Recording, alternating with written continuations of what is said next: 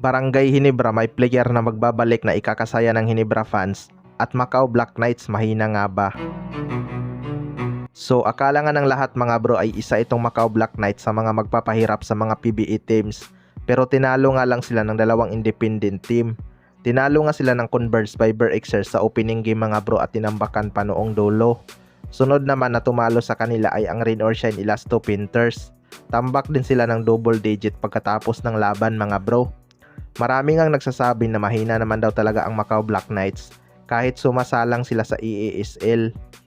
Well, para sa akin mga bro, iba talaga ang kanilang magiging performance sa ating liga dahil kailangan nga nilang magpalaro ng isang import. Kung local lang ang usapan, di talaga hamak na mas marami tayong locals na malalakas kaysa sa kanila. Hindi kasi pwede maging local sa kanila si Sam Diguara, pero kung pwede ito bilang local siguradong may palag talaga sila. Hindi kasi talaga ganun kalakas ang kanilang lineup. May problema din sa kanilang coaching dahil pansin naman natin noong kalaban nila ang Converge. Wala man lang ginawang adjustment noong gumawa ng big run ang Converge sa dulo. Hindi nga nila pinuputol ang momentum ng kalaban.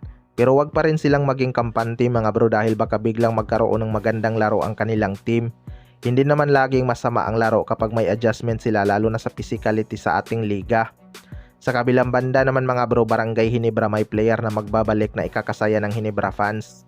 Marami ngang nakaabang sa magiging laban ng Barangay Hinebra ngayong conference mga bro kung aabot ba sila ng finals. Chance na sanang makabawi ni Justin Brownlee ngayong conference dahil walang RHG ang TNT tropang 5G.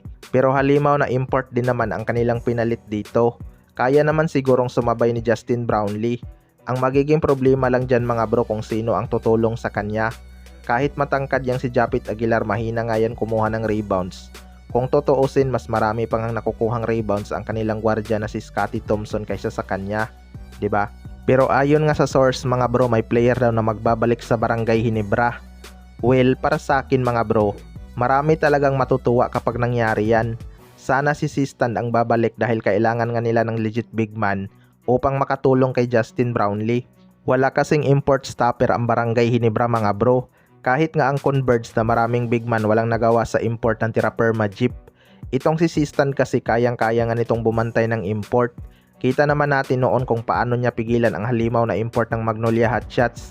Pre-agent naman na tong si Sistan kaya pwede na talaga tong kunin ng Barangay Hinebra anytime. Kaya abangan na lang natin kung babalik pa ba talaga siya sa Barangay Hinebra. Kayo mga bro, ano masasabi nyo tungkol dito?